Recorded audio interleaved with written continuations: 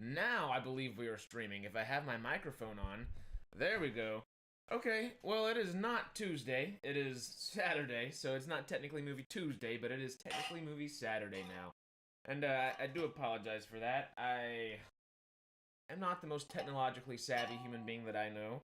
And I've had some tech issues. My OBS system that I was trying to make official and start using OBS instead of just YouTube, trying to be all fancy. That didn't work. So I could have gone back, I guess, to just the regular YouTube stream. But I'm trying to be good with this technology stuff.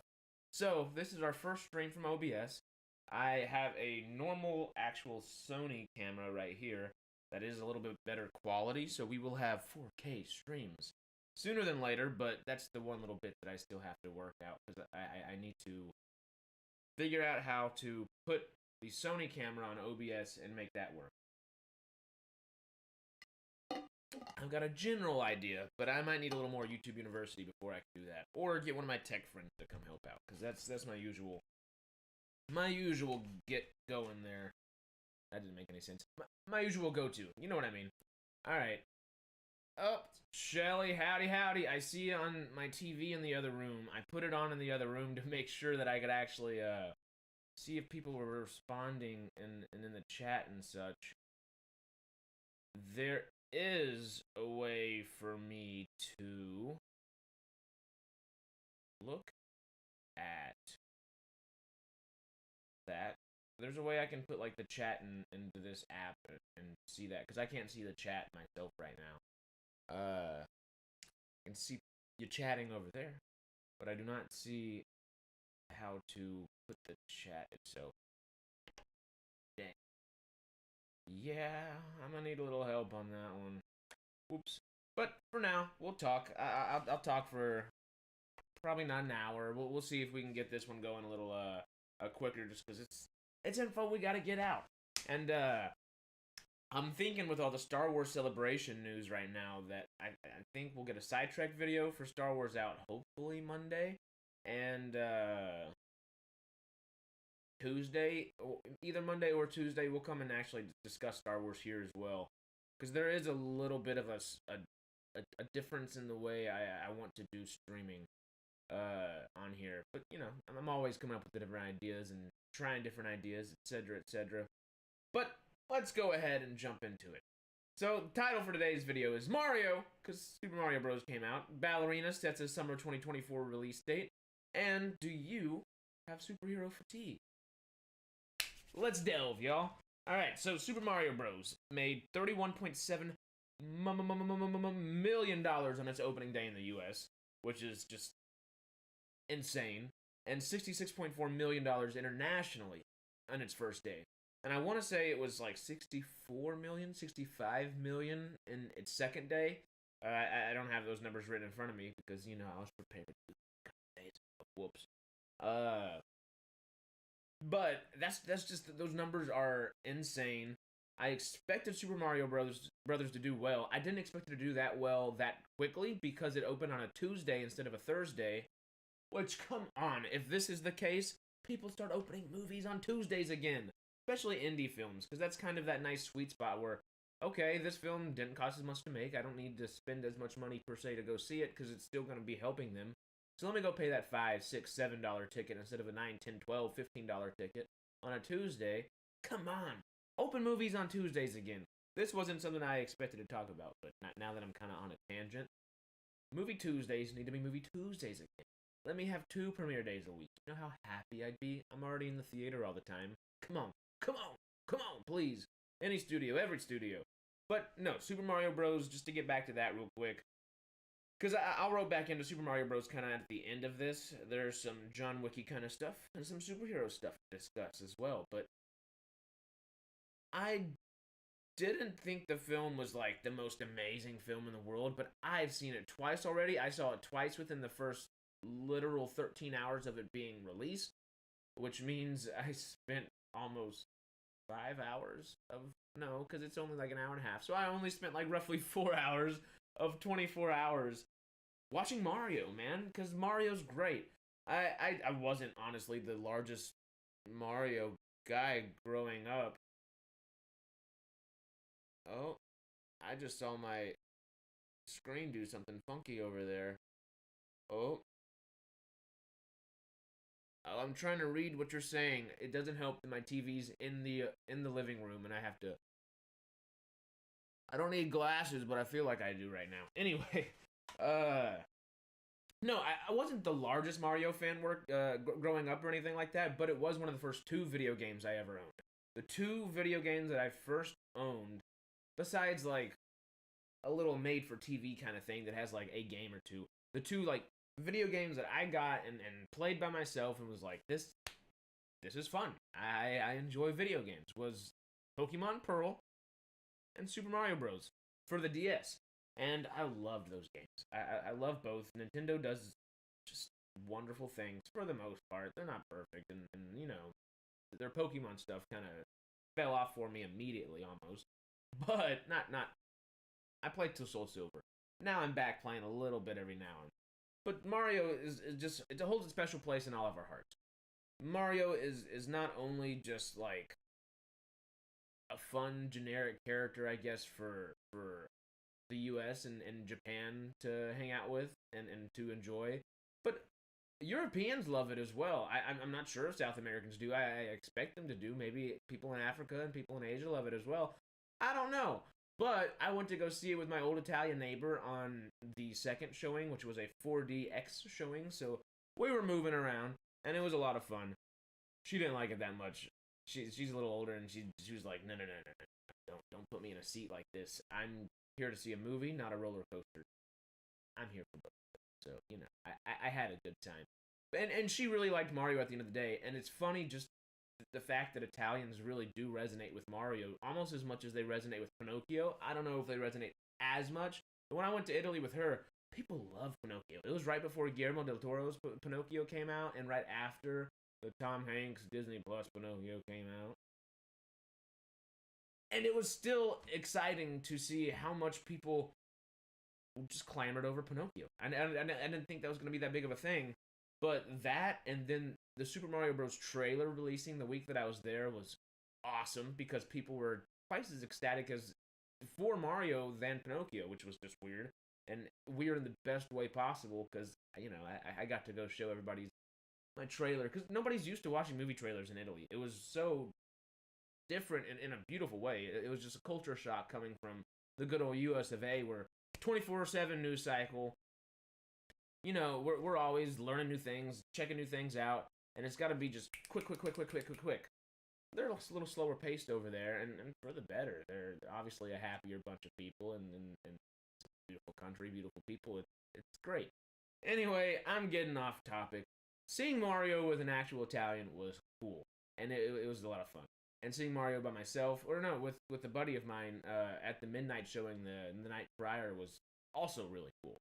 And I'm gonna try to go see it in IMAX and maybe in 3D because you get some like special little prize or something if you go see it in four different things, or all four different versions of the film per se. And you know, I got my movie club rewards, not my actual movie club rewards. We're waiting on movie club, but the Regal Unlimited and the Cinemark rewards. So movies are cheap, so I might have to go see it in every single which way. But we will rope back into Mario later. Let's keep moving because I will tangent on myself, as you know. Let's go to Ballerina, the John Wick spin-off starring Ana de Armas, and I believe I'm not positive if Stahelski's actually directing this one. I know he's definitely involved with the making of it, of course, because you know he made the John Wick universe. But I know there's another guy that's writing it. I can't think of his name off the top of my head, which I should, but I can't. My bad. But I know the writer for at least John Wick 4 is part of the writing team for Ballerina, which is just great news because John Wick 4 was awesome, and I really hope the Ballerina spinoff does well. That means more John Wick spinoffs. If the Continental does well and then Ballerina does well next summer, I think we'll be doing really good because June 7th of 2024 is the release date that Lionsgate has set for Ballerina. And if we follow the Ruska Roma, training and cultivating these cool assassins, who's to say? Well, why not see another culture's version of it? Why not follow Ballerina a little further? If I know Lance Reddick and John Wick, I say that as Lance Reddick is like supposed to be a character. Chiron is his character. Rest in peace, Lance Reddick. But I know Chiron and John Wick are both supposed to be in Ballerina, which is just an interesting thing. I like that it kind of throws the timeline and it makes a little timey-wimey on us, but not in like time travel-y kind of way. Obviously, we're just trying to piece together exactly what's going on in the Wick world at the moment. And I'm excited to do so. Because August 15th is when the Continental premieres on Peacock. So we have, what? If it's April now and August, we have about 4 months for that. So a quarter of a year, third of a year, and got a little over a year for that. So that gives them good time to work in post-production. That gives them good time to make the coloring of the movie look good. They make the fights look even better. Everything that they do in post-production, they will have plenty of time to do, which is great. And I think the Continental will provide a good distraction for us in the meantime. Because I'm surprised John Wick 4 has...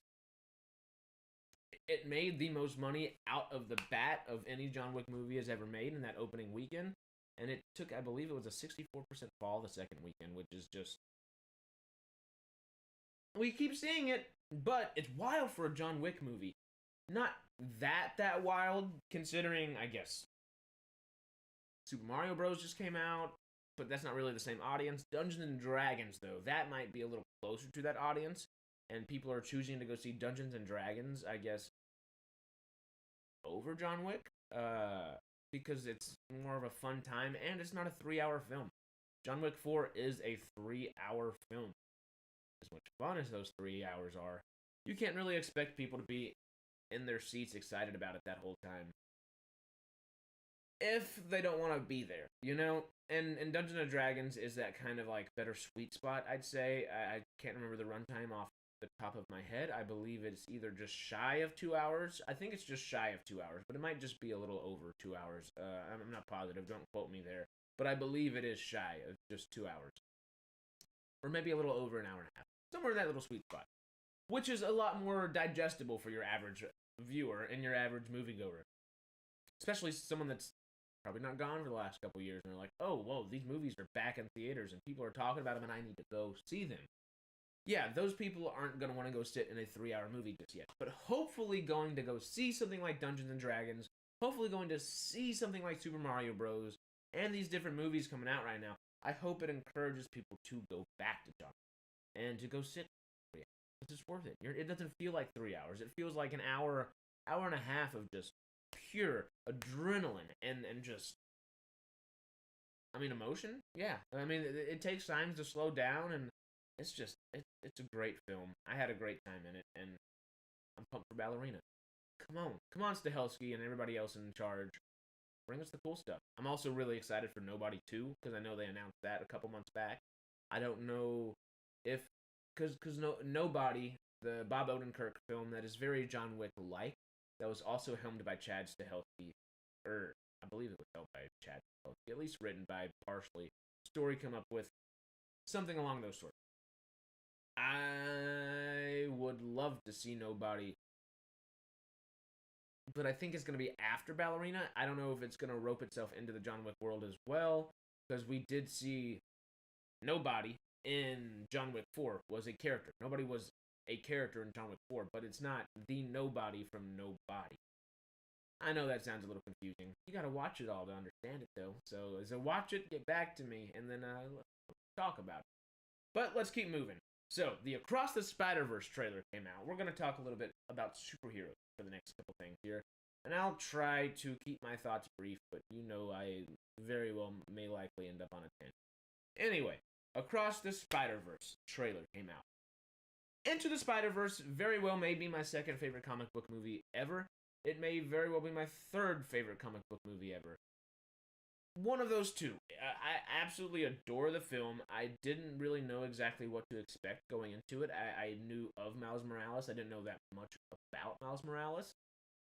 And now I'm ecstatic and pumped and stoked and just like I'm eager for Across the Spider-Verse to come out, and that trailer was fan-frickin-tastic.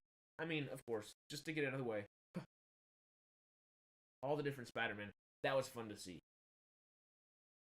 But you kind of get the emotional core for the trailer saying, yeah, Miles either has to save his dad or save the world, save the universe, save the multiverse, even per se, which is a hard decision. And I like that whole great power, great responsibility saying typically comes from like a parental figure within a spider person's life, I guess is the right way to say that. And this is Miles' moment. This is his Spider-Man No Way Home. This is his, I guess, Spider-Man 1 with Tobey Maguire. This is I guess we picked up a little later with Andrew Garfield, but I love that they're doing it this quickly, and not necessarily this quickly, because you need that kind of great power comes great responsibility type moment within a spider person's life, I guess. Early on in their spider career, and I guess it's been a couple years at this point, maybe one or two for Miles. So we'll really get to see where he picks up, and I'm just excited to watch him process everything that goes on. Obviously, Haley Steinfeld's Gwen Stacy. Oh my god, I couldn't think of the last name. Gwen Stacy is back. Old Spider Gwen. Oh my god, I kept wanting to say Gwenpool because didn't they make a Gwen Deadpool? It's not obviously not Gwenpool. Spider Gwen is who I'm thinking of. I think their little relationship is adorable, and I really like it. I think the voice actors work wonderfully off each other, and that's gonna just add, it's almost gonna be picking your spider family over your actual family and having to make that choice and watching Miles have to make that choice. I'm excited. I'm scared, but I'm excited for it. And I thought the trailer did really, really well. I thought it did everything it needed to, that a trailer should do. It encouraged me to watch the movie. It made me just as excited about this as I was to get out and start talking about Into the Spider-Verse the second that movie ended. I'm pumped for it. And to talk about another good superhero trailer, before we get into a little diciness about superheroes at the moment, let's talk about Blue Beetle, because that Blue Beetle trailer was awesome. Blue Beetle is one of my favorite DC characters. I like all three iterations, but Jaime Reyes' version is probably my favorite, and it's kind of the one I think I read first. And I haven't like delved into any of the comics. I've like read one or two maybe of these different comics. I'm not that much of a comic head, but I love the characters and I love the worlds that they envelop. And obviously, growing up with all the Marvel movies and all the DC movies and stuff like that has just kind of ingrained them in my brain to a degree, whether I read all the comics or not. I do try to be better about reading specific comics for specific things. But anyway, that Blue Beetle trailer was great. I mean, it felt a little marvelly for DC, but good because that's where DC should be with Blue Beetle at least. Because there's characters that are vastly different throughout DC, and that overtone of just broody, everybody staring off in the distance and thinking really. No, that's not everybody. And that's I mean, and I could go off on tangents. I'm not gonna go off on tangents. Blue Beetle is not that, and Blue Beetle is just a joyous character to have, and the fact that George Lopez is in this movie as a heavy supporting character, probably the heaviest supporting character if I had to guess, and he looked decent because the last live action movie I saw him in was The Tax Collector with Shia LaBeouf. I like David Ayer, but man, he doesn't make the best films every time, and that was not one of them. As much as I like the entire cast as well, but Bobby Soto Jr. did as well as he could with that. Anyway, we won't get off onto that. Blue Beetle itself was just really cool. I'm really excited for it. It looked like a lot of fun. It looked like the actors were having a lot of fun portraying these characters, and it looked like they had fun as a family unit together, which is so important. If we as an audience don't think that these people actually enjoy each other and think of each other as a family, how would we ever buy them as one? So the fact that they look as happy as they are, just being these characters, makes me want to go be happy and watch them go through life for a little bit. Whether it's crazy alien things happening or just a nice funny family meal. I'm excited for Blue Beetle. Are you excited for Blue Beetle? Let me know down below. Because, I think that would be nice to have stay in the DCU if possible. That would be really. That's up to James Gunn and Peter Safran, but we will see. We will see. All right. Jumping on. This one's not a trailer. It actually is kind of a finisher. We have officially been told that Joker Folie à Deux has wrapped its production. And Todd Sequel's Joker film was phenomenal. It was a really, really, really well done film. I loved it. I don't necessarily love exactly where the Joker as a character is kind of in all of our brains. We keep trying to make him such a good guy and make it reasonable, these things that he's doing. Which is, albeit, a reasonable thing to do. Because, everybody has a bad day. One big bad day can change a lot of things in a person's life. And I understand doing all that, and I like I said, I love it. It is really good. It's not the way I would treat the Joker, but I do like film itself. I like that Todd Phillips is treating the Joker as a human being and not necessarily a character in a wider comic world. I don't know if that's what he plans to do more, especially including Harley Quinn in the second film. But I don't necessarily think that is going to happen anytime soon. I think he's trying to keep it more psychological and really character driven, and that is what I love about the Joker.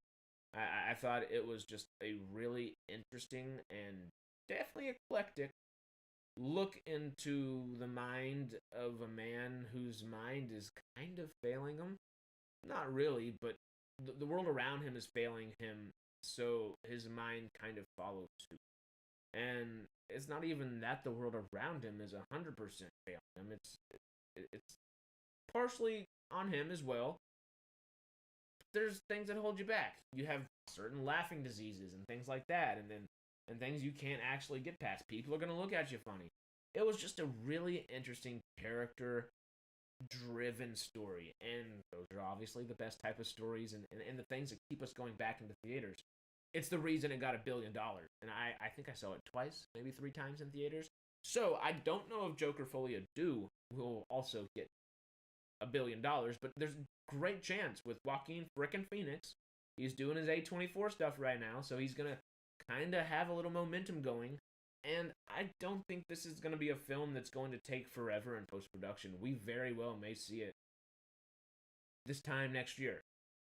Maybe late this year. Maybe really early next year. Who knows? But I don't think it's going to take that long for them to actually legitimately finish it up, because there's not all the VFX. There's not even that many, I guess, physical post things to do. Unless they need to do a bunch of reshoots or something like that, which would require rebuilding sets and things like that. I think it's going to be fairly streamlined, and I, for one, am excited for it. Like I said, I want Joker to be some crazy maniac that is like, there is no rhyme to reason. There is no method to his madness. It's literally just madness. But I do like these grief and character driven, or just really just honing in on the psyche and psychology of an individual, and just not tearing it apart, but finding the puzzle pieces that got it to where it is. I find that interesting, and I really did like that first one. So Joker Folie à Deux with Joaquin Phoenix, with Lady Gaga, directed by Todd Phillips. I'm excited for it. When do you think it could come out? What's a reasonable kind of timeline for that? If it wrapped production this past week, probably, if I had to guess, we were going to do this on Tuesday, and then Wednesday. So it probably would have been Monday or Tuesday of this past week. So about 4 or 5 days ago. What timeline do you think we could get this in? Now, next up, let us talk about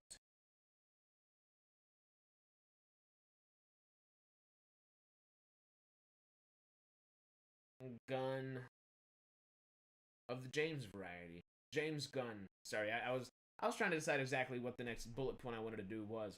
And the next one is going to be James Gunn discussing the MCU and DCU crossover, which he didn't say that much about it. And let me see. I'm going to put myself right here. Oh,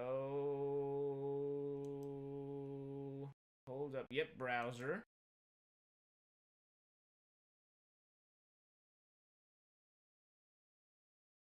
Okay.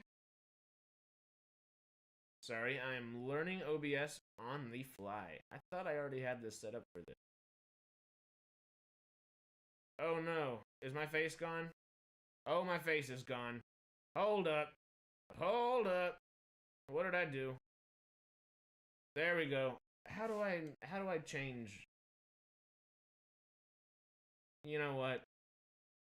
I'm going to have to deal with that after. I think that's a better thing to do. I really wanted to show y'all how to not how to do anything, but show y'all what my screen was while I was doing it. I'm not the most tech savvy person, of course. That's how I started this stream. But I had my little setup where I could read you all the things that I had right here. Um, anyway, anyway, let me read to y'all what James Gunn has been saying. I have Variety's article from April 6th by Zach Sharf right here. And we're going to just read just a little bit, just a tad. So this is the first, I guess, couple paragraphs here. Will the Marvel Cinematic Universe and the DC Universe ever have a crossover now that Marvel's Guardians of the Galaxy trilogy director James Gunn is in charge of DC Studios? I'm certain that's more likely now that I'm in charge at DC, Gunn recently told Empire Mag. Who knows? That's many years away, though, Gunn added. I think we have to establish that we're doing what we're doing at DC first. I would be lying to say that we haven't discussed it, but all discussions have been very light and fun. Gunn is starting the press rounds in support of Guardians 3, which marks his final directorial effort for Marvel. He already has one DC movie under his belt with 2021's The Suicide Squad, but Gunn is now leading DC Studios with Peter Safran and has crafted a new DC universe that will kick off with 2025's Superman Legacy, which Gunn is writing and directing. What do y'all think about that? What you think about that? Oh, honestly, I could. Oh, wait, there we go. If I'm just gonna be reading off of things, I might as well have you right here. So, I've had two different thoughts with this. I think Gunn is definitely on the right the proper pattern, the correct pattern, the one that makes the most logical sense, and the one that is tried and true as well, by saying, let's do DC Project, DC Project, DC Project, DC Project. Make sure our world is well built and cultivated, and then we can start talking about and trying to cross over. But I've seen a couple other people talk about this. What Marvel characters would even move over to a DC thing right now anyway? Would you have to pick from a multiverse and go grab somebody that you really actually like an Iron Man or a Tony Stark, or a Steve Rogers, Captain Rod? Oh my God, words are not going through my brain right now. Would you have to go to a different multiverse to grab a Captain America, Steve? Good Lord, a Tony Stark, your Steve Rogers or your Iron Man there? Would you just use what you have right now? Would you have the Falcon and Doctor Strange maybe? Because Doctor Strange would be really cool, but maybe not everybody's gonna be down for that. And Thor is not even as popular as he was, especially after the last movie. What characters would you use? Who would you use? I mean, Ghost Rider I think would be the one that would make the most sense, but we don't have a Ghost Rider now. We might have a Ghost Rider in a couple years. There's a lot of things that come up there, and same thing for James Gunn. What if all of these different DC things are not as popular as, or maybe they are as popular as they want them to be, but not as popular as Henry Cavill Superman? Why not go DCU multiverse and grab one of the other people? Why not grab Brandon Routh as Superman? there's so many different things that you could do, and I like that they're trying to do the Avengers route where, okay, do a movie, do a movie, do a movie, do a movie, do a movie with everybody that you just introduced all together, and then keep the world going, because it really does help with the way it feels like it's a connected world in that way. But my other thought is like, just do the damn movie. Just get it out of the way, because people are gonna be wanting. People have been wanting this since Marvel got big in general, because DC was kind of just as big, or not as frequently as big, I guess, but was doing things like Batman and Superman at the time. Just do the movie in a way. I think that the proper and the better choice is to slowly introduce these things. But part of me is just like, do it. Just do it. Into the Spider-Verse introduced all these different freaking guys and all these different spider people that are doing these different things, and they have completely different lives, and they are very individualistic. You can tell not all of them got a whole bunch of screen time, but each one got a decent bit, and they told a really good story using the differences of each of these different individuals from these different Spider-Verses coming into this one and doing something as a team in a very particular mission. I think there are a lot of ways to do that with these guys as well. I know there's a lot of prevalence in the past for DC and Marvel to cross over, and there's like specific characters that would be good for that, and that would be cool. But part of me is just like, do it with the whole cast, with as many people as possible. Do an Avengers Endgame level event to start everything off, and then grab the more popular characters, start with them, have some of the minor characters pop up, and you could populate multiple worlds throughout that, or do a whole series of both of them together. Part of the reason I think that my mind's just like, do it. Don't take the time to really get these characters. You just heard me talking about Blue Beetle and how character-driven things are the most pivotal stories and the ones that we gravitate towards the most. The reason I'm kind of backtracking with the whole MCU DCU crossover aspect of things, if that were to happen per se, is a little superhero fatigue. Part of I still like, I just gushed over Blue Beetle and Joker and Spider Verse, so it is kind of odd saying it, but I understand superhero fatigue. I'm still excited for a lot of these projects, but God, like, quality over quantity, somebody somewhere, please. And I think it is very real. Let me pull up that article again with James Gunn, because I think he continues to talk right after he talks about uh crossing over with things.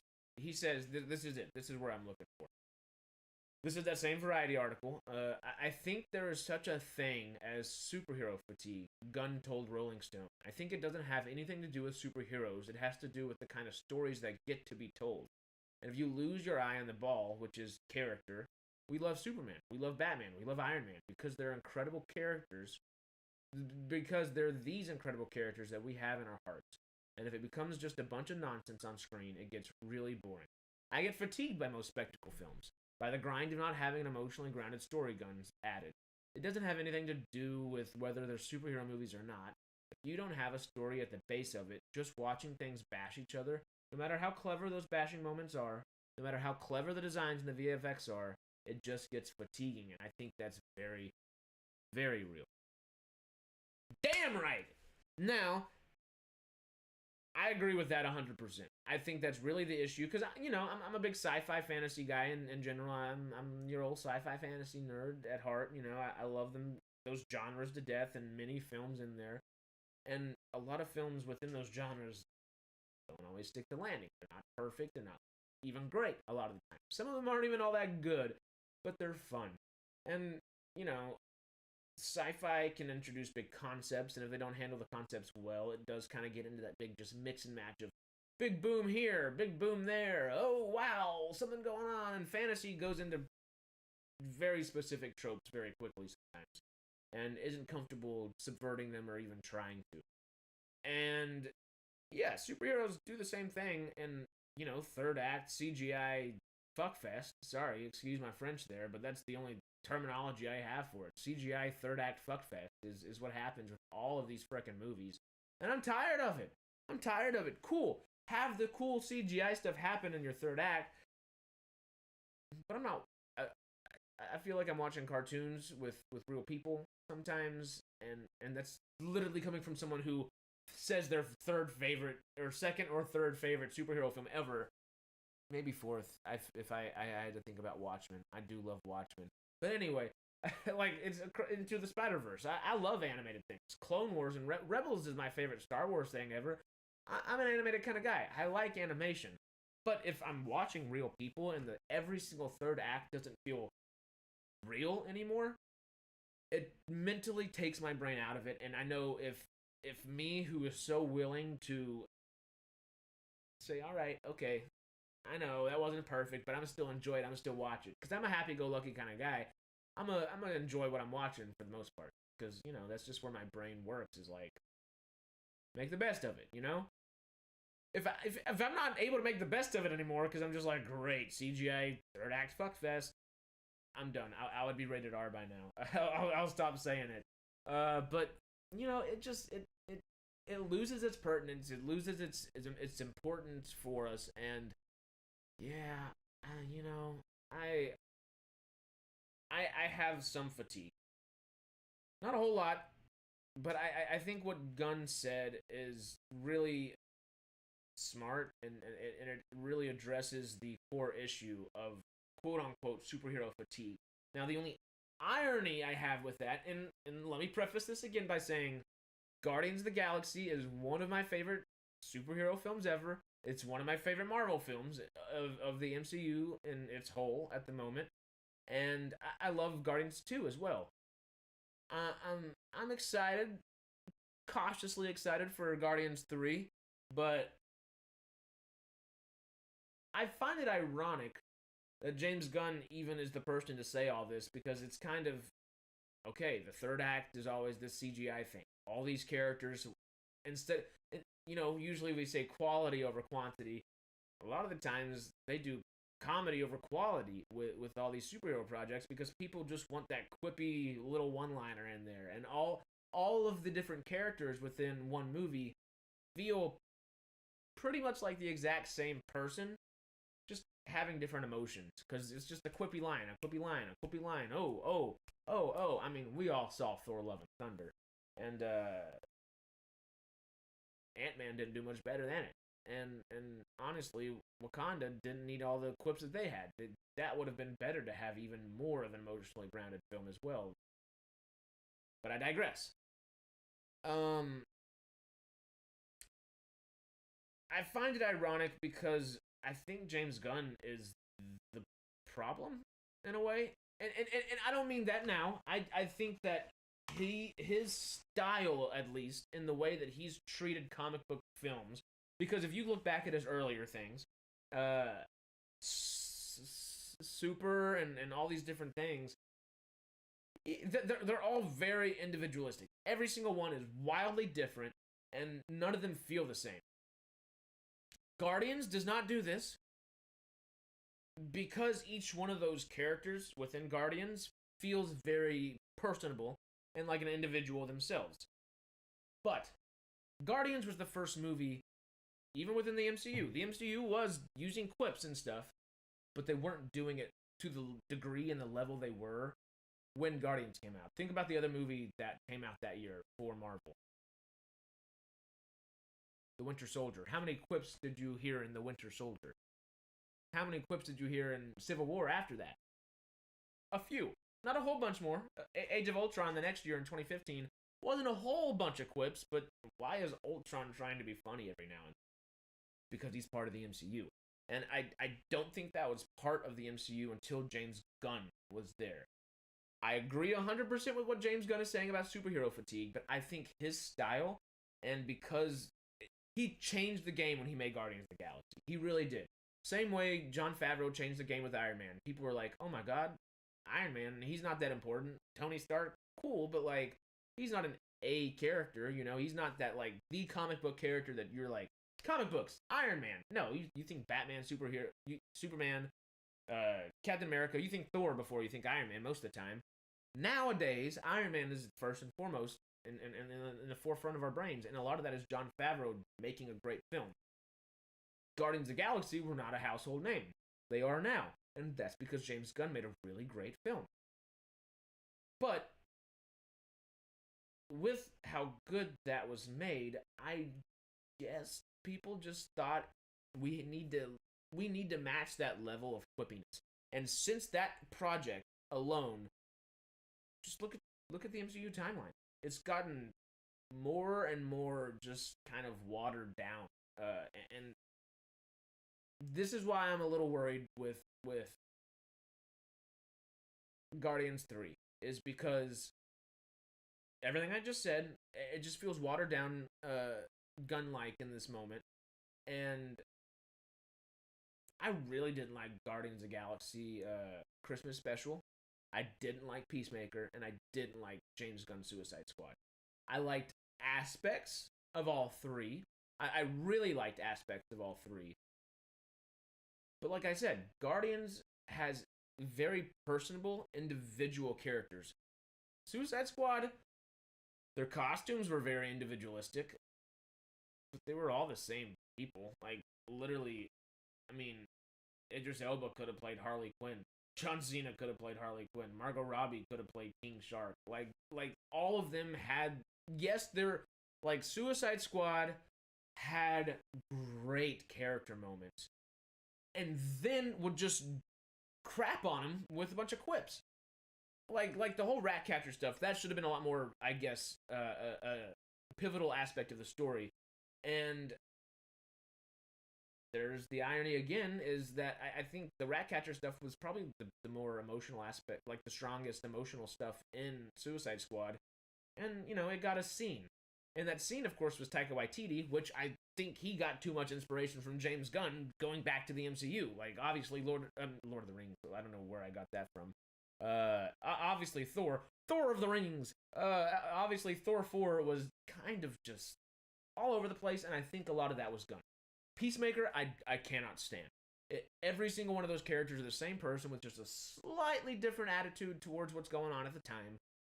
There's just no individuality, and yes, there's like, oh, oh my god, what's the big guy's name? I wanted to say Yorgos Lanthimos, but that's a director. Oh, I wish I could read the chat right now, because I see people commenting on the screen in here, but I will figure out OBS soon, I promise. Next stream, I will be able to read chat. Oh my god, talk about ADD. Oh, Economos. John Economos is the character's name I'm thinking of. His biggest, he literally just delivers lines differently. That's the biggest problem I have with James Gunn's work now, is it feels like everybody is the exact same person and they just deliver their lines differently. Like, obviously, Economos and Harcourt are different people, but they do the exact same thing. They act the exact same way. Just one's a little more sarcastic than the other at a time, but they're usually pretty sarcastic towards each other. And that goes the same for Peacemaker himself. That goes the same for frickin' Judo Master. Frickin' I don't remember. It wasn't the Guardian. Who was the second character? The sidekick for Peacemaker. Anyway, I can't read the chat anyway. That's too far away, so I'm able to know. But I find it ironic that James Gunn is I think he's so spot on with his superhero fatigue comments, because he's caused it. And I don't mean that in a malicious, malevolent way at all. Because like I said, I love Guardians. I love Guardians 2. But just the thing that he brought to the wider comic book movie making, filmmaking process has just been way overutilized. And it itself has caused superhero fatigue. which is interesting because Gunn, he didn't direct it, but he produced Brightburn, and Brightburn is like the exact opposite of everything that I just said. It's very, yeah, sure, we've all seen evil Superman before, but it was a really like unique kind of take on it, and I thought Brightburn was really cool. We got Suicide Squad and Peacemaker. Like, man, Gunn should have directed Brightburn just to kind of get his head back into, oh, okay, no funny quips. Let's make it scary here, you know? I don't know. I find it ironic.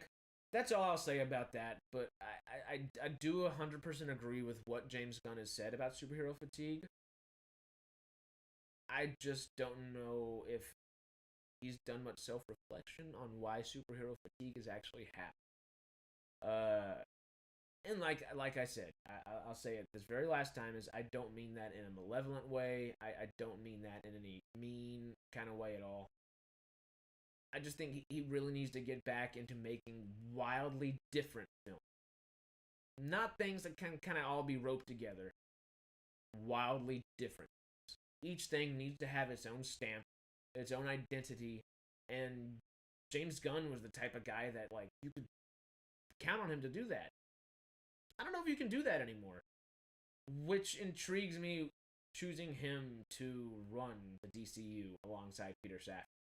I hope Peter Safran's kind of producer mindset will help with that. But after Shazam 2, which I did like Shazam.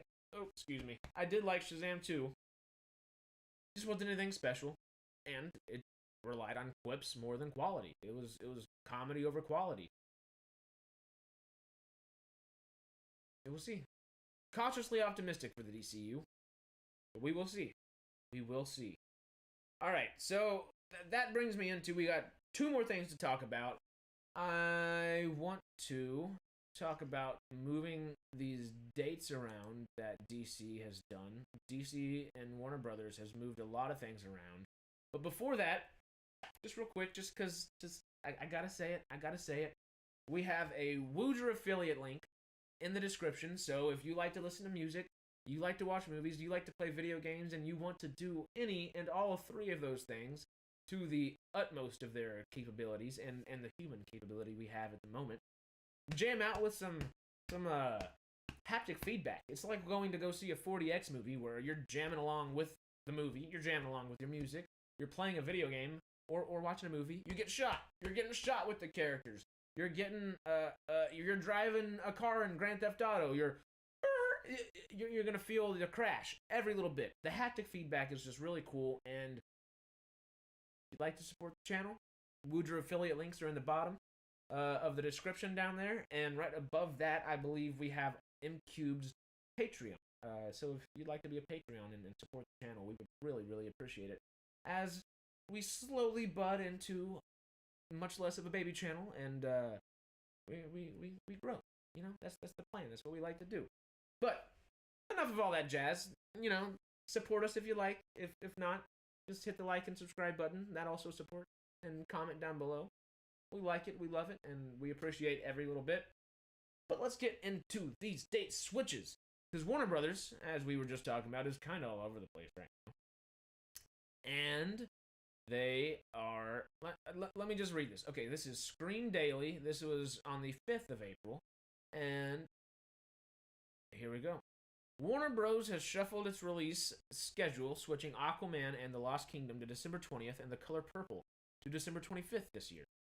Jason Momoa stars in DC's Aquaman sequel, and he is also the lead in video game adaptation Minecraft, which gets a 2025 release date. I don't know why that matters, but maybe Minecraft is being made by Warner Brothers, which then would make sense and kind of fit within all these different release dates, and maybe not if Minecraft isn't a Warner Brothers property, at least for filmmaking. That's probably just scheduling is why these things are moved around for him. But Barry Levinson's gangster biopic, The Wise Guys with Robert De Niro, will open in 2024 now. And James Wan's DC Aquaman and the Lost Kingdom had been dated for December 25th and also stars Patrick Wilson, Amber Heard, and Nicole Kidman. I don't know, the Screen Daily, y'all gotta check them spell checks there. Nicole Kingdom. I like Nicole Kingdom. That sounds cool. But Nicole Kidman, Wan produces alongside DC Studios co-head Peter Safran and Rob Cowan. So, obviously, that first one made $1.15 billion. And it is pushed up 5 days this year, and The Color Purple is moved back to its release date. So the Color Purple remake Color Purple is a great, great, great film. And for a remake to happen, honestly, I feel like it could have been better as a legacy movie if you really, really wanted to do it and reboot it, like a soft reboot it. But remake, I'm not sure about. I'll probably go see it one way or another. But Christmas Day, Color Purple comes out, and Aquaman with the Lost Kingdom, which was supposed to come out that day, is now 5 days ahead of Christmas on the 20th. I don't know if this is going to have that $1.15 billion run that the first movie had. We'll see. But I wouldn't expect it. Anyway, Blitz Bazawule's director, Blitz Bazawule. Oh, I thought I had it really good the first time. Blitz Bazawule directs The Color Purple, a remake of Steven Spielberg's 1985 original. Spielberg serves as producer with Oprah Winfrey, who acted in the original, Scott Snyder's, and Quincy Jones. Interesting. Okay, I didn't realize Spielberg was producing it as well. That kind of makes me a little more confident in it, especially with Oprah in there too. But why? Why do we need to remake it? That first movie's still so poignant today. But we'll continue because there are other things that are switching around, and we're just kind of moving things around, and getting our own gauge for it. So.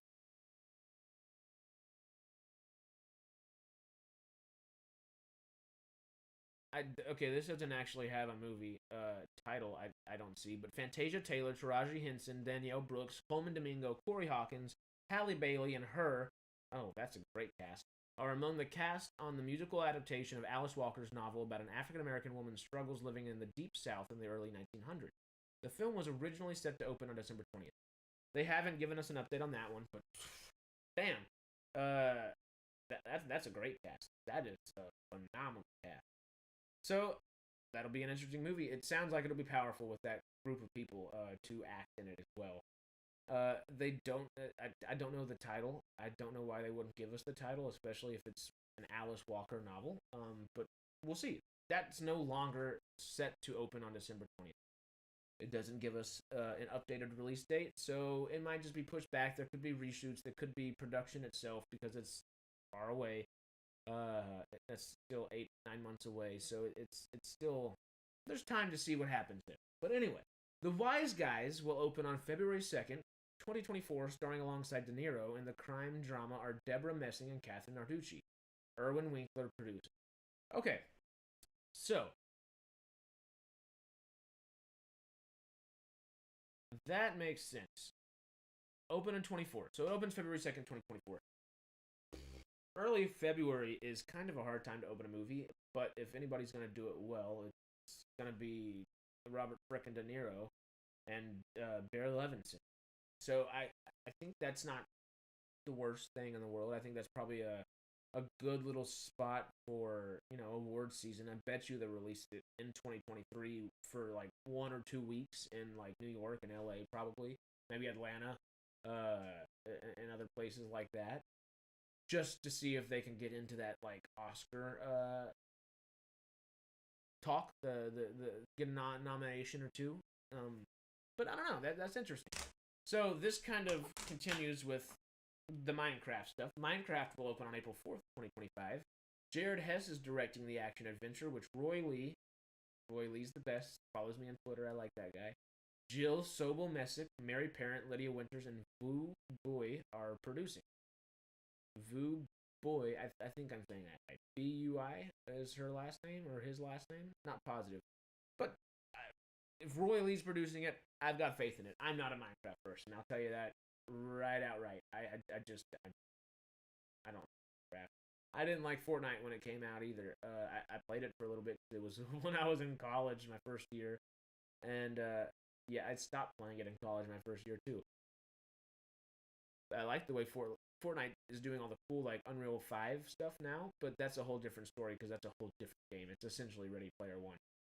But Minecraft, if it is, Roy Lee does typically work with Warner Brothers, I believe. That's kind of like that overarching parent company. So Minecraft being pushed back to April may, if they expect Aquaman 2 to have a decent run like the first one did, make anywhere near $1.15 billion. If they expected it to make $500 million, $700 million, they'd let it stay there for a while. And if it has a 2-month run, like a 60-day run, if it has a 90-day run, all through March as well, April 4th is that perfect, okay, we got Momoa, and now let's put him in Minecraft on April. That actually logistically makes sense, just to kind of have those different movies come out at the beginning and the tail end of the retrospective time. I like that. That's smart. Okay, but the studio, talking about Warner Brothers. Oh, I just prefaced this whole thing with talking about Warner Brothers. This is all Warner Brothers. Of course, it's Warner Brothers. I forgot that statement in itself. Anyway, the studio has set an untitled Warner Brothers event film for December 19th, 2025. Animated musical Toto, which had been set for February 2nd, 2024, has been moved off the schedule, as has untitled DC film, originally scheduled for September this year. So we have no idea what the untitled DC film, originally scheduled for September this year, was. If we really delved into it, we could probably figure out what they were planning with the old slate. Obviously, the new slate is completely different, so that's interesting. February 2nd has obviously been moved for The Wise Guys. We're going to get the De Niro film. But Toto, not to be moved anywhere else on the schedule, is that meaning that has been cut by Warner Brothers? Because Zaslav's axe has been axing many a thing.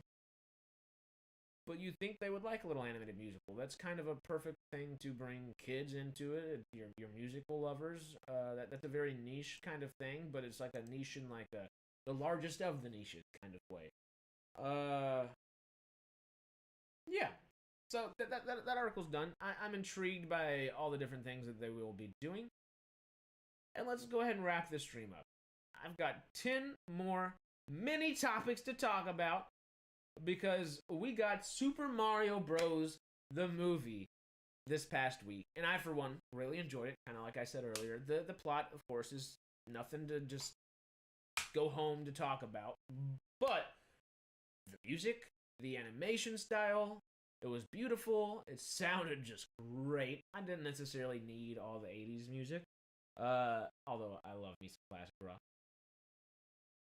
I still enjoyed every minute of it. I there are things that I might have handled differently if I were given the reins or something like that, but that's gonna happen with everybody. I really enjoyed the film, and it has made the internet, and of course myself as well, think about 10 Nintendo characters who deserve films after the Super Mario Bros., which is an article that I'm reading right now off of Empire.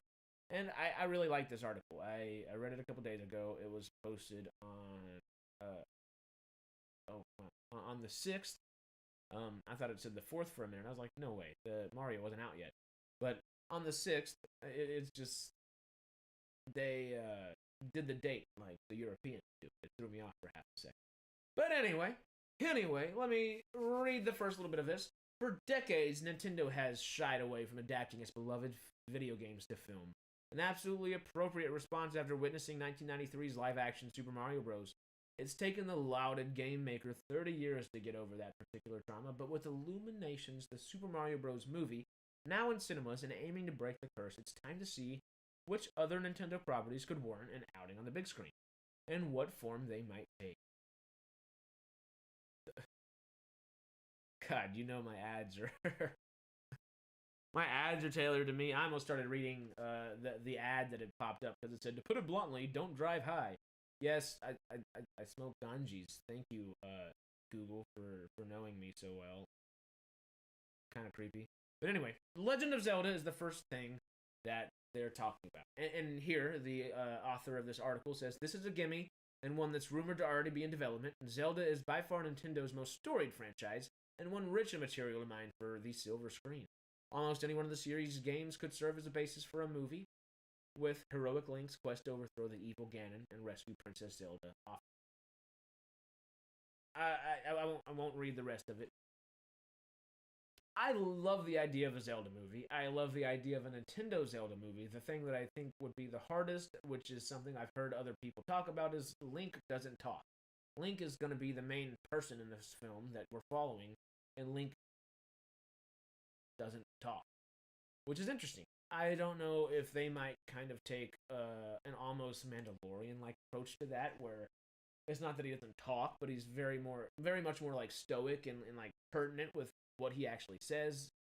He definitely takes time to think before he says something, or if it's gonna be that more fun.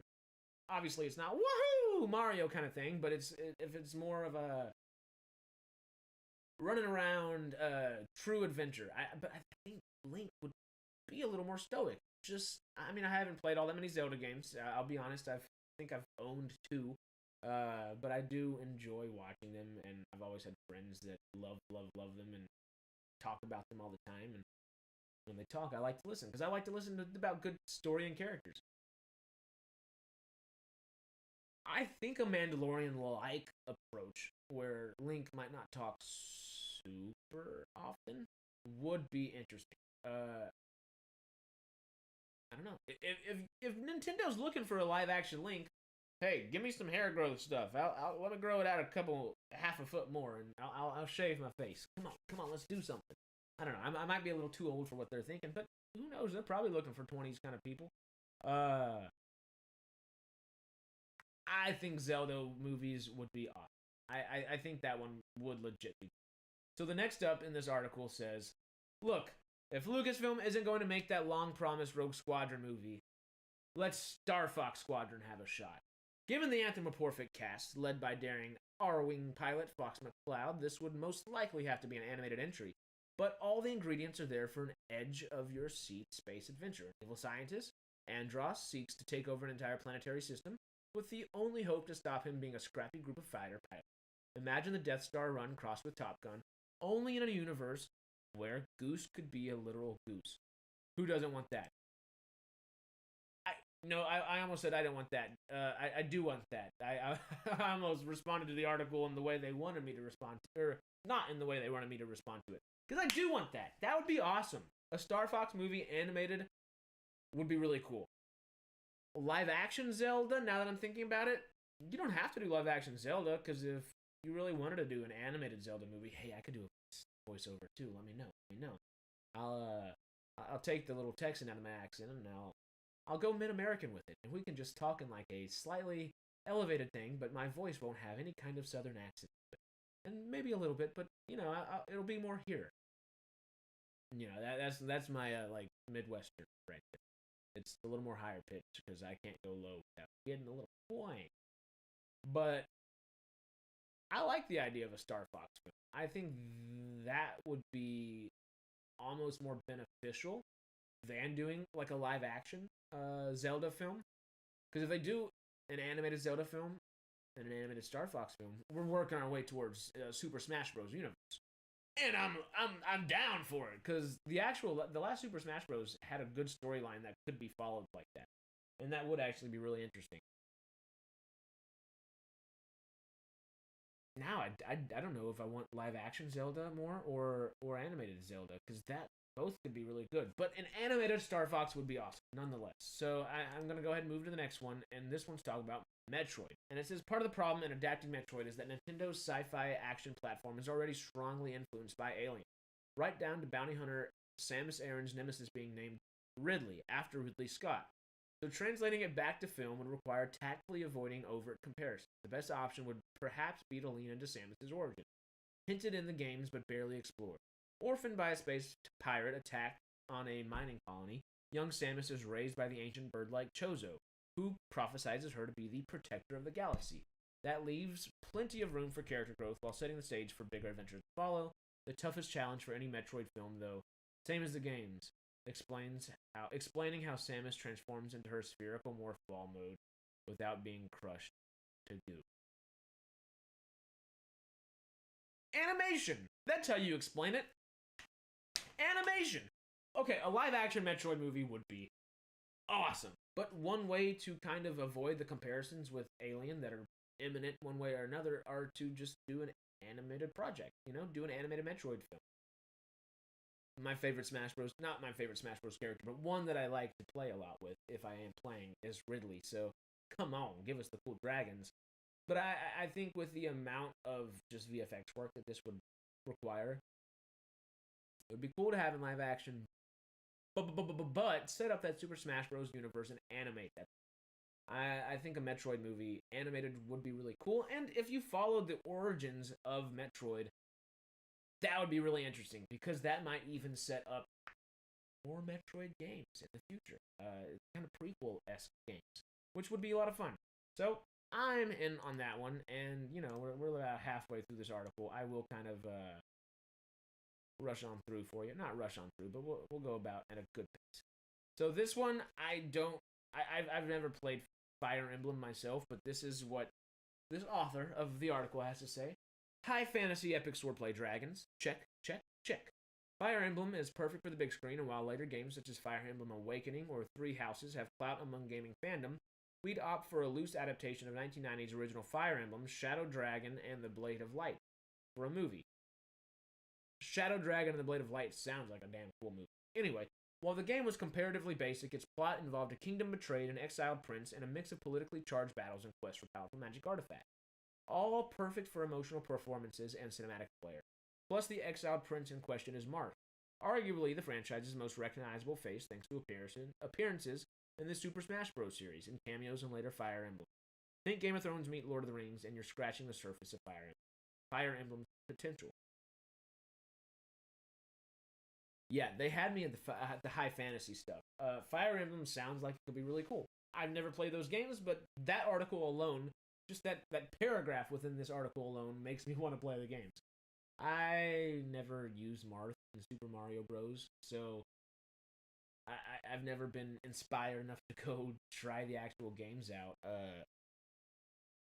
But I might have to. That sounded cool, and that makes me want a giant land.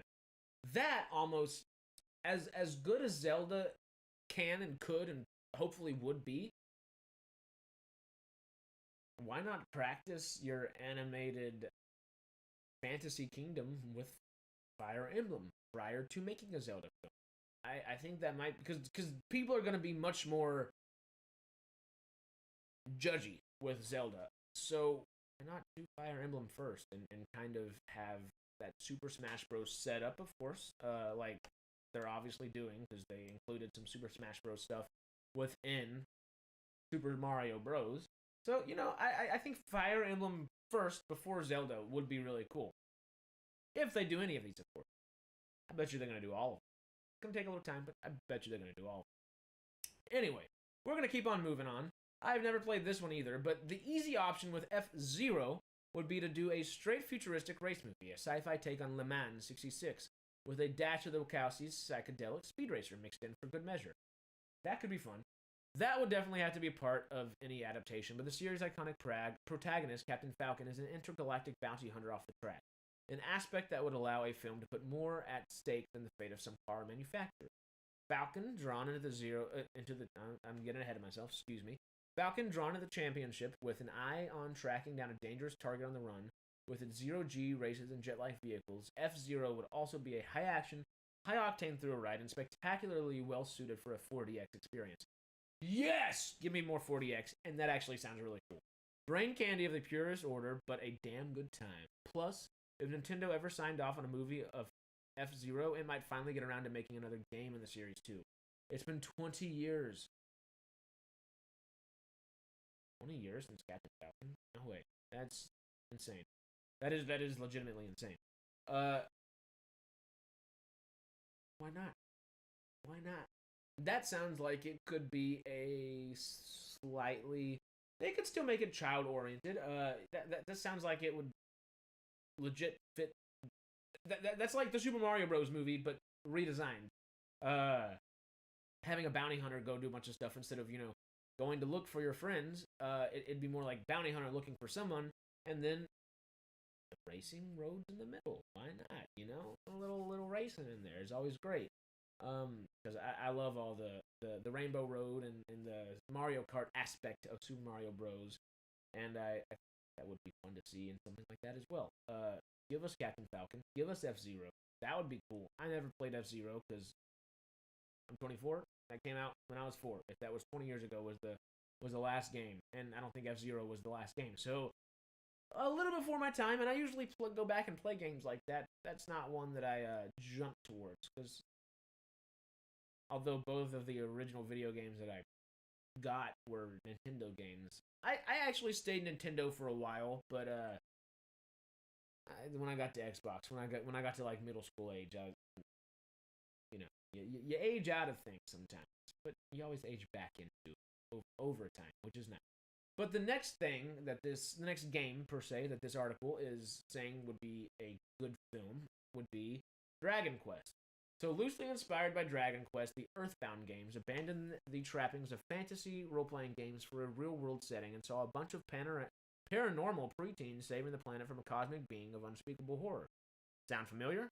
Stranger Things may have shown there's an audience eager for 1980s set weirdness focused on psychic kids, but Earthbound did it first. With plot points involving time travel, alternate worlds, zombies, and reality-warping musical numbers to draw on, and that's just scratching the surface of Earthbound. This would definitely be an ambitious project, but audiences have shown they're ready for its unearthly delights.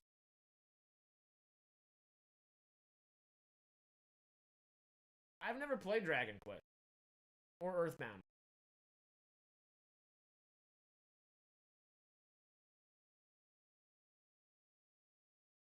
That sounds cool, though. That sounds really cool. That sounds better than Stranger Things. I mean, obviously, Stranger Things is Stranger Things. It's great. But adding little elements on top of that, ooh, please, come on, Nintendo, come on. I almost said Niantic, but Niantic, just Pokemon. Come on, Nintendo, come on. Whoever is going to put these movies out is like the distributor. Set it up. Set up these fantasy role playing game worlds. Those are the most fun. That it allows you to just follow these characters, and if we get really good characters, that's all we really need. And if eventually those really good characters, rope into a Super Smash Brothers movie, so be it. But I like the idea of an Earthbound.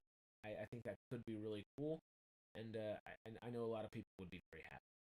So, next up, Punch-Out! The Creed series has shown there's an appetite for boxing movies again, and conveniently enough, Nintendo has a boxing franchise ready and waiting to adapt, like Creed, 1984's Punch-Out!, built on the success of the original Rocky then trilogy, with 17-year-old Little Mac rising from wannabe boxer to world champ. Unlike Rocky, though, Punch-Out! Was gloriously stupid, with a series featuring exaggerated rivals such as Canadian hillbilly lumberjack Bear Hugger, a Russian opponent originally named Vodka Drunkinsky, and King Hippo, who looks like a cross between Batman villain Clayface and, well, a hippo. Why not bring things full circle by having Creed star and noted anime fan Michael B. Jordan direct or produce to really lean into Punch-Out's colorful insanity? Ooh, see, I was with them from the beginning, just like, yeah, Creed 3 was really cool. There's room for there's a George Foreman movie coming out in like a month, and there's Mike Tyson biopics that came out last year and one coming out either this year or next year, and yeah, there's always room for a box. There's always room for a boxing series. There's always room for something like that. And if they got Michael B. Jordan to direct and or produce, excuse me, that would be freaking awesome. I'm in. I'm in. You don't have to ask me twice. I'm in. What else is there to say? Like that's easy. And with silly things like that, you can almost make it like not Mortal Kombat like, but like you could have fun. And I think that's what people like to do in movie theaters. Just look at that Dungeons and Dragons movie. Look at that Super Mario Bros. Movie. People like to have fun in a movie theater. And whenever there's a really good plot like Dungeons and Dragons had, it just makes it. Anyway, let us keep moving. Because next up is the old anti-Mario, Wario himself. And I think we only have 3 more left, so we're going to wrap it up right after. So every hero needs a villain who's a dark reflection of themselves, an inversion of everything they stand for. Superman has Bizarro. Shazam has Black Adam. Don't tell Dwayne Johnson that. Holmes has Moriarty. And Mario has Wario. With a greedy, selfish, scheming thief for its lead, a Wario film could take cues from DreamWorks' supervillain comedy Megamind, charting Wario's rise from childhood rival of Mario and Luigi, who never even noticed him, of course, to master criminal before a swerved Venom-style anti-hero as he takes on his own dedicated villains, such as Captain Syrup and her brown sugar pirates. Best of all, Wario's near invulnerability allows for plenty of Looney Tunes-style physical comedy, while his anarchic tone and a gallery of unique supporting characters from the WarioWare games mean any film would have its own identity distinct from Mario's. Bonus points for a Waluigi post-credits scene. Do we have to say anything about that one? I mean, Wario is inevitable at this point, and it'd be nice to see him sooner rather than later, honestly, just because he does take up such a pivotal part of Mario's world and the Mushroom Kingdom. Yes, please. Yes, please. Yes. Yes, please. All right. So next up is more Mario stuff. I like it. I like the idea of just expanding upon Mario stuff itself. There's so much to do expanding upon Mario stuff. So, as the article says, hear us out. As Homeward Bound meets Legion of Super Pets. After its master, Iggy Koopa, and the rest of the Koopalings are driven off by Mario, an abandoned Chain Chomp tries to find its way home. Teaming up with a Goomba, a Cheep Cheep, and a Shy Guy, and guided by a Lakitu. Look him up if you're not a nerd. Yeah, I don't know what a Lakitu is.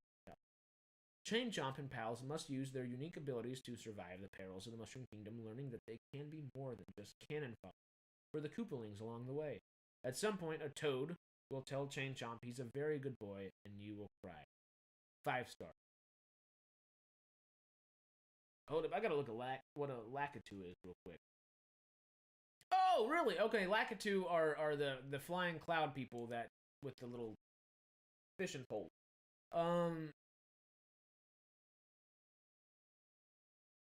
I like the idea of it. If they made it like very much specified towards kids, and well, honestly, if they went the Homeward Bound route and actually had like talking characters that didn't feel that movie could.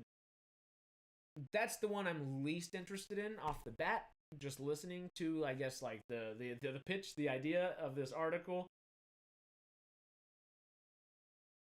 But I feel like it'd be the biggest sleeper hit, honestly, because that's the most, you're not trying to encapsulate. Yes, you are working and wandering through a giant Mario world. Just really focused on like 3 or 4 or 5 characters, and they're all feeling similar things and approaching it from different angles, and that could be really good. That could be really, really good, but it's not one that I would kind of jump toward.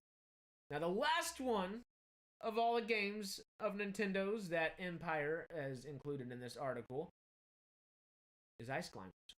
So let's see. Let's see how they set it up for us, because this one I'm also not.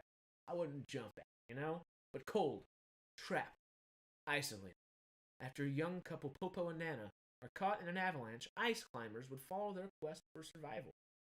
A gritty tale of humanity versus the uncaring elements, the stranded duo faces certain death if they can't make their way back to the surface.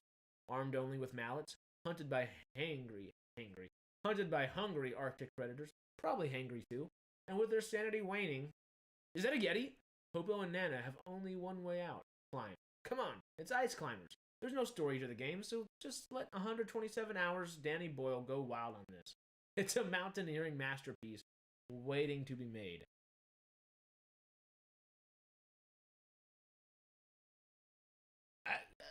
Yes, okay. Like I said, this one I could do without, but if it was in like a Danny Boyle 127 hour style, and it legit was a little bit gritty, that would be really cool. If it was kind of if Ice Climbers is the adult quote unquote stuff in the Nintendo world, so be it. So be it. That actually does seem pretty cool. I like that idea. I like the idea of ice climbers. I like I like all 10 of those ideas. And I like probably 10, 15 ideas to directly come off of freaking Mario itself as well. Nintendo literally has 30, 40 plus years of just worlds built for us to enjoy, and all these worlds interconnect. So it's literally comics without being comics, and I'm excited. I know this one was a long one. Please like, subscribe, hit that notification bell, and comment down below if you haven't. I'll ramble on myself. I wish I could have been reading comments and been a little more interactive with y'all, but I will figure out my technology. I know, slowly but surely, we'll figure out the technology, and I'll see you. Come by tomorrow. Sidetrack Sunday tomorrow morning. And today on Sidetrack, my Star Wars video, because I'm the new Star Wars correspondent over there. New Star Wars video is out. So, 10 a.m., Saturday, April 8th, 2023, was a new video of mine on Sidetrack. So go check SCITREK, old Sidetrack, out. And then subscribe to them as well. That's our cousin channel, and, they're our big cousins across the pond over there. And, we do what we can to help out in the Star Wars realm. So, if you want more movie love and goodness, come back to MCubed as well, and we will see y'all in the next one. I will be technologically apt as much as I can be. Fingers crossed. Knock on wood.